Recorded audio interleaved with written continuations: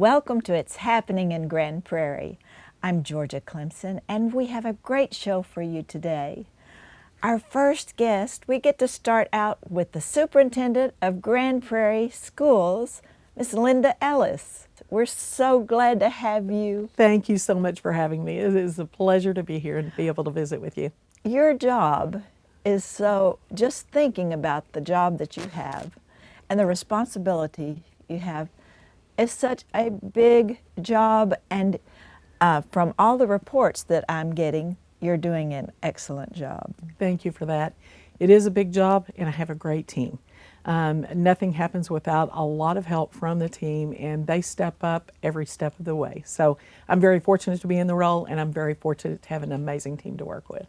Yes, and today, I know our viewers would like to know the state of GPISD. All right. Where are we now, and with the challenges that we face, Okay. How are we meeting those challenges? All right.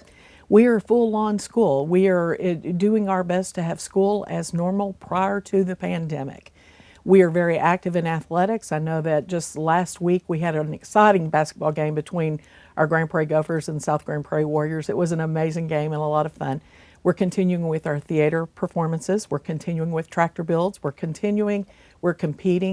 We just had 6 students who qualified at the state level in vocal and in music. So we're competing, we're having school. We are addressing challenges, and it wouldn't be fair for me to say that we do not have challenges. COVID continues to bring that. But I will tell you, our teaching staff, our custodial staff, our bus drivers, our administrators, they're stepping up, they're ready.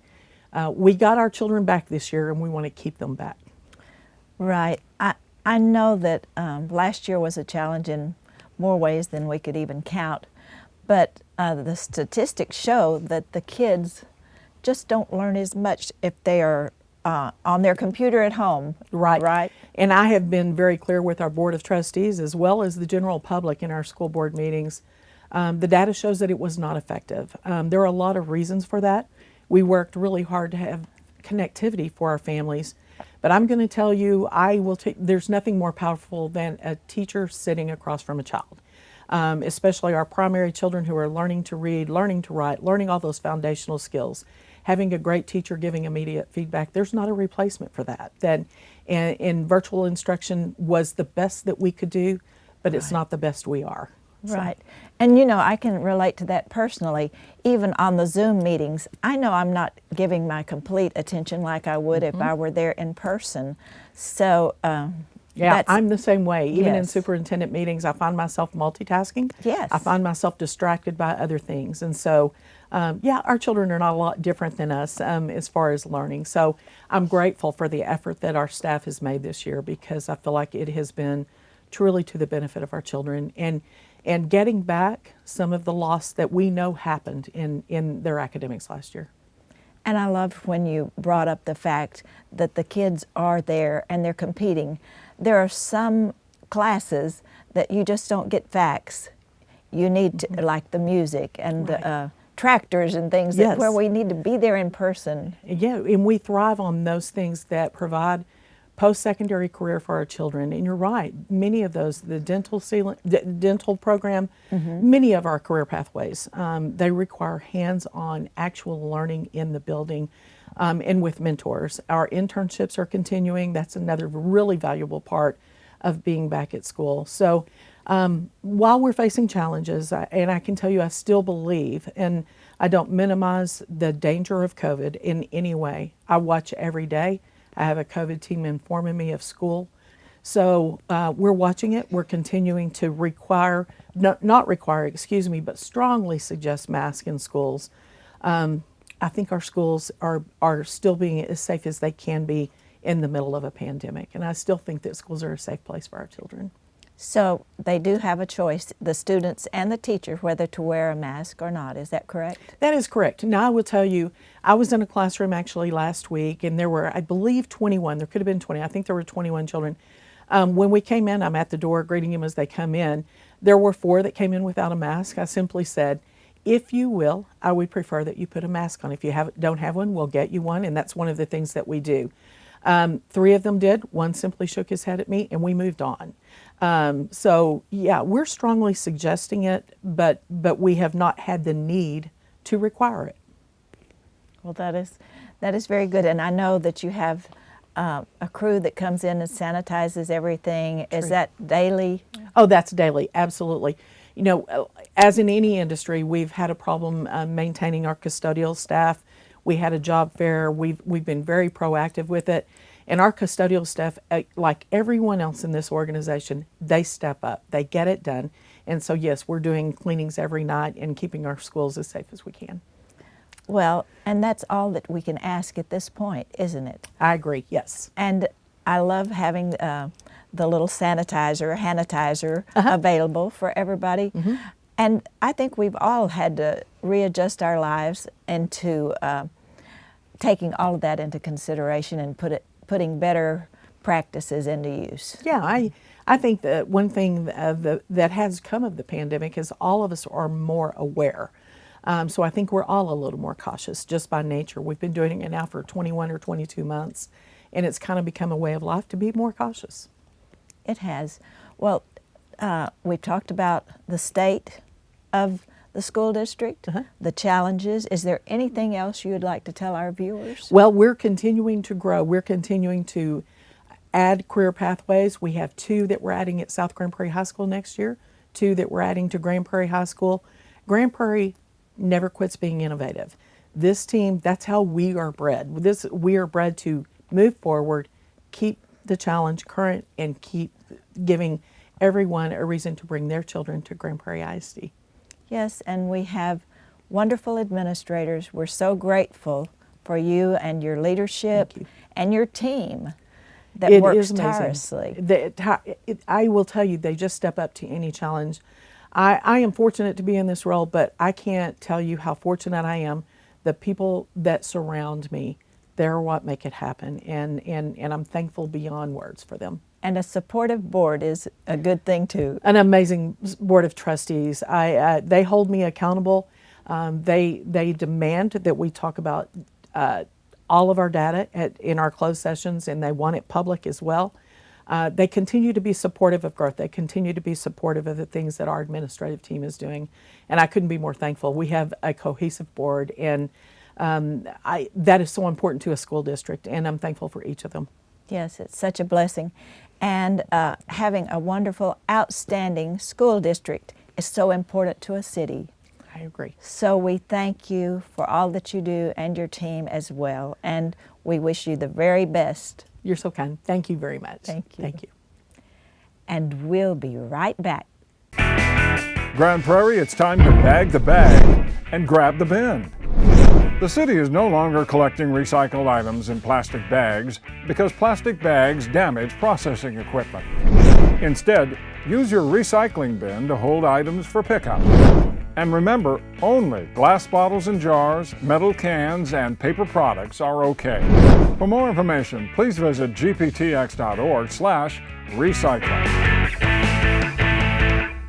Welcome back, and welcome to our next lovely guest, Miss Angela Lucky, President of the NAACP and longtime resident of Grand Prairie, Texas. Welcome, Angela. Thank you. Thank you for having me today. Of course. Angela, our viewers need to know that February is Black History Month, and it's a great month for us to celebrate the Black history, not only in the U.S. and Texas, but in Grand Prairie as well. So we want to talk about that, and we know you have a lot of information because you have history in Grand Prairie for sure, and you know history as well. So share with us today, Angela. Well, thank you. Yes, the month of February is always exciting month because we get to really kind of like focus on African American history during Black History Month. And we've been celebrating Black History Month in Grand Prairie as long as I've known, since I've been born. When I was a young child, we participated in Black History programs over in the Dalworth community, which I attended in first grade at which was called Dalworth Elementary, but now it's called David Daniels Academy Elementary. But even when I attended Dalworth Elementary, we did Black History programs there at the school because my principal was Mr. David Daniels. Yes. And later, going through the schools here in Grand Prairie, we would have Black History programs at school. And I remember going to South Grand Prairie, we had our first Black History program, and all the Black students were really excited about having a Black History program because during that particular time, you just did not see many Black History programs in the school system. So at South Grand Prairie, as a high school student, I was able to participate on program with a Black History program. And some of the things to look forward for here this month in Grand Prairie, we have a Black student organization at South Grand Prairie, and NAACP, we've been working with them, and we have an NAACP club at Dubitsky, so we're working on having a Black History program during the month of February here with GPISD. And the students are just like really excited about working together, putting together a program. And with the pandemic, we're trying to do something that's still going to make sure our students are safe and that they're protecting, that people are just not afraid to come out and study the history and learn more about African American history in Grand Prairie. And I tell you, even like with myself, back in 1843 in the city of Grapevine, when General Sam Houston and the Texas Republic, when they got together, they met with 10 Indian nations. And during that time, they was doing peace treaty talk as far as friendship. And when that agreement was signed, they allowed Indians to be able to move into the city of Grapevine. And one of the Indian families that came into Grapevine, it was two sisters. One was a lighter complexion Indian, and another sister was a darker complexion Indian. And one was my great-great-grandmother, and that was Effie Perry. So Effie Perry ended up having a son named Joseph Perry, who married a lady named Annie Record, and they had a son named Leroy Perry Sr. And he ended up moving to Grand Prairie in the Dalworth community. He lived across the street from the Dalworth High School there. And he had a son with my grandmother, Florence Ola Harrison. So that's where my dad come from, Charles. And just learning about my native side history, that, you know, hey, they were here in the area, they were in Grand Prairie as early back like in the 1843. That right there just make you just like really feel proud about the area and then the town that you live in, that you grew up seeing where the things that they did, because they were on wagons and now I drive around in a car. I'm not driving around in a wagon. Right. You know, they were around when we didn't have paved streets.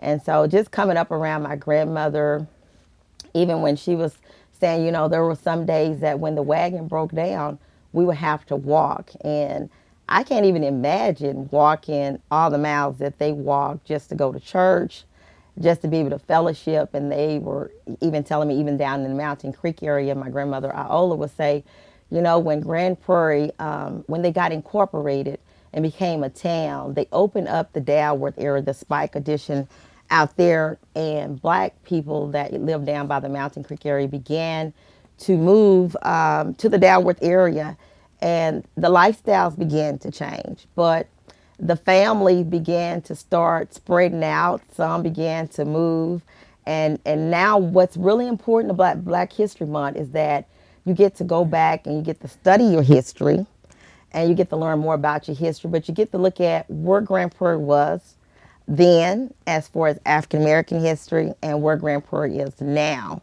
Because even when we look at history throughout Grand Prairie, going back through the times when Jim Kellum was elected on the city council, being our first African American to ever be elected on the city council.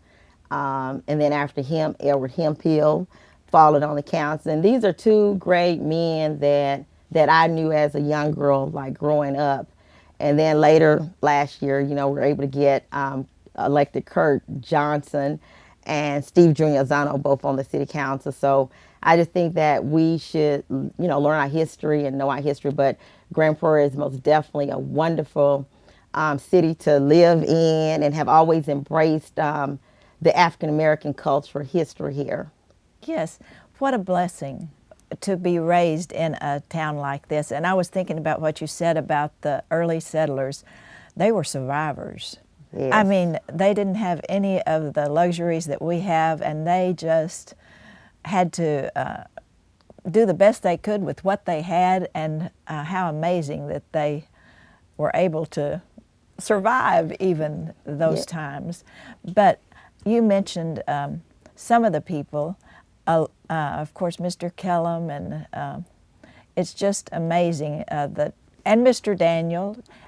Tell me some other African American outstanding people from Grand Prairie. Well, Sally Moore. Sally Yes. Moore, we have a school named after her in Grand Prairie. Miss Moore was my parents' school teacher. Miss Moore have taught many people that's in Grand Prairie. And so when you take a look at some of their offsprings, even like myself, we're products. We're products Yes. of the educational system. The work that Miss Sally Moore has put into the community have always been a giving, loving person, a mentor type Yes. person. And then I tell people all the time, you know, we were raised up in the Dalworth Recreation Center. Yes. You either did two things. You either listened or you didn't listen. So whatever you're looking like today, it's because you made that choice to not listen or listen. So it's people like Miss Sally Moore that paved the way here in Grand Prairie, and a lot of our pioneers have passed away that most definitely contribute to the history of Grand Prairie. Even the individuals that sought out to help GPISD be what it is today, coming from an all-black high school to actually get integrated, to even just bringing schools to Grand Prairie, like Miss Harrison, that used to have school out of her house, inside of her house, and you know, just people that knew the importance of education. Yes. I think that's, you know, that's just remarkable, and it's like really important. But we just have so many pioneers, and like I said, Miss Moore, you know, when I look at everyone, I just say, you know, she's a pioneer. She's a pioneer of not only education, but history. And then during the time that I believe that Miss Moore got up here, after the time like the railroad, you know, our children today may not even understand what the railroad looked like, you know, in the early 1800s, and the type of protest and the stand-in that people were having even about transportation with railroads. Because when early sellers like my family, they used to work down there off of Jefferson area because they worked on the railroad. And there is a high school, Grand Prairie High School, that's here, and there's like a tiny little grave there. But the individuals that rest there, those are my great-grandmother, Iola Reed. Those are her siblings. Those are her brother and her sister that rest there. And her father was driving a wagon. And my great-grandmother shared this story with me. She said Papa was driving a wagon, and it collided with the interurban train that was coming through Grand Prairie. And that's how the siblings, the younger siblings, were killed in that horrific accident. Oh. And so I try to teach my kids about railroad labor, you know, just letting them know that, you know, people have strong work ethics that have actually been out there, that have had these strong job demands. Because Yes. on my mother's side, people say, well, Angela, you never mentioned your mother. My mother comes from a small, quiet town in Texas, in Buffalo, Texas, right outside of 45, Interstate 45. Yes. And she came up here because her sister lived in Grand Prairie. So her sister brought her up here, and that's how she met my father, who's from Grand Prairie. I'm so glad you mentioned that, and I'm so glad you mentioned all the other wonderful contributors, especially Miss Moore. She's one of my favorites and love her so much. Not only was she, as you said, an educator, she contributed so much to the community, and she was a visionary and a peacemaker. Yes. And I love her for that. And I appreciate that so much, and we can follow in her footsteps. Yes. You know. And Angela, I know that we could talk about this forever because you are a wealth of information on that topic, but we'll have to wrap it up for today. And I want to mention to our viewers that I introduced you as our NAACP president, but you have rich history in Grand Prairie, and you're also serving on our Parks Board for the City of Grand Prairie. I am on the Grand Prairie Park Board, and I tell you, we have some of the finest recreation centers, the epic recreation state of art, our parks. I mean, the indoor water parks. Grand Prairie is just a city that you want to come to, and the park and recreation, we just bring quality family life. We just bring it all together because, you know, families are looking for a city and a place to where their children can have a quality of life. And, you know, without parks and recreation, you just can't have a quality of life. So that's right. So I am so excited to be on the park board. We have a wonderful park board, and I'm excited. And it's available to all of our citizens. Yes. So that's a wonderful thing. Thank you so much for being with us, Angela, and thank you for the many positive contributions you make to our city. Thank you. All right, God bless you, dear. Thank you. And we'll be right back. The City of Grand Prairie offers Alert GP, a high-speed communication service for emergency notifications. Receive alerts from the Grand Prairie Emergency Management Team by going to the city's website and following the sign-up instructions. Alert GP can notify a lot of people in a short time.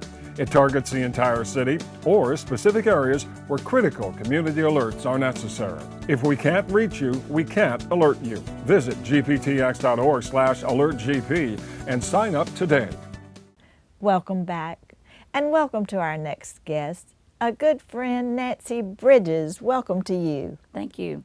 Nancy, we know you retired a few years ago from the school district after many years. Tell us, what was your title before retirement? I was Deputy Superintendent of Business Operations. And that's a big job. It was. And you did a great job of that. Thank you. You were able to help so many people in that position. And now that you're retired, you're doing some other things. You're doing some fun things, plus you're doing some very important things for the city and the school district. Tell us who you're here representing today. Today I'm here for Kids Incorporated.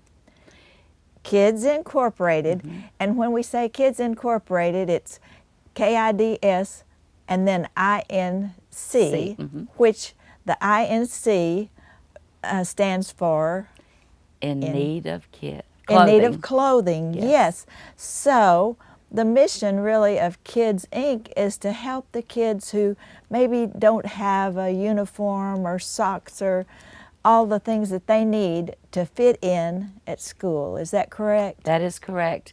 We have so many families that are in need of clothes. Yes. In fact, last year, during our school year, we clothed 296 students. 296. That is amazing. And the reason we can do that is because of the funds for Kids Inc., right? Yes, we have donations. We apply for grants. In fact, we just received a $15,000 grant from the Grand Prairie Quality of Life Foundation.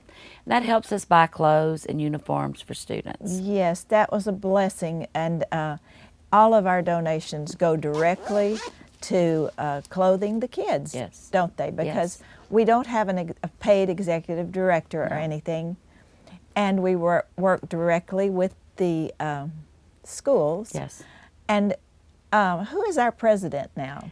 Susanna Ramirez. Susanna Ramirez, and we have a great board that's working. Before we talk about them, let me go back just a little bit in history. The Kids Inc. was started at the Grand Prairie Women's Club. Yes. I remember going over to Richardson, visiting their clothes closet, and thought, Yes. you know, I think we need that in Grand Prairie, and that's been many years ago. Yes.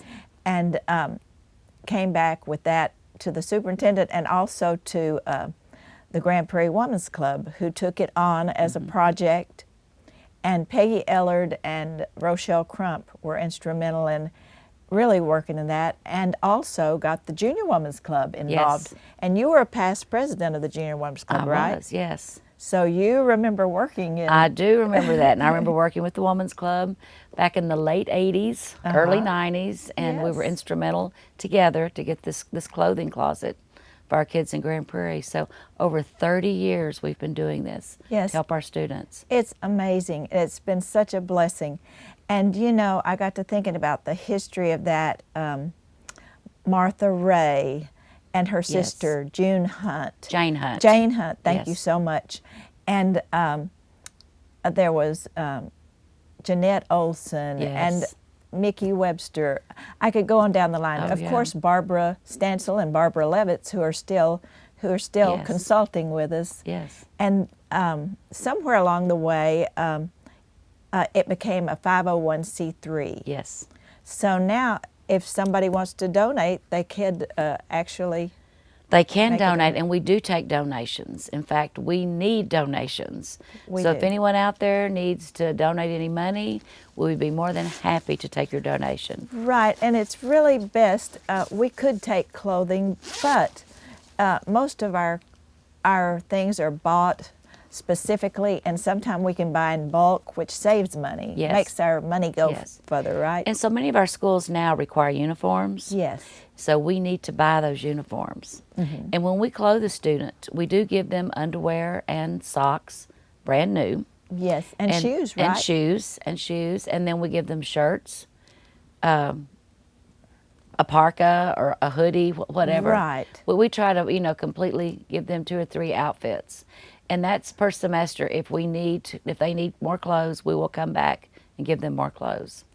And that's so important. It helps the kids, not only helps their self-esteem, but it helps how that they, their production in school and Yes. their, how they They how want to look do. like everybody else. Yeah, they want to fit in, and I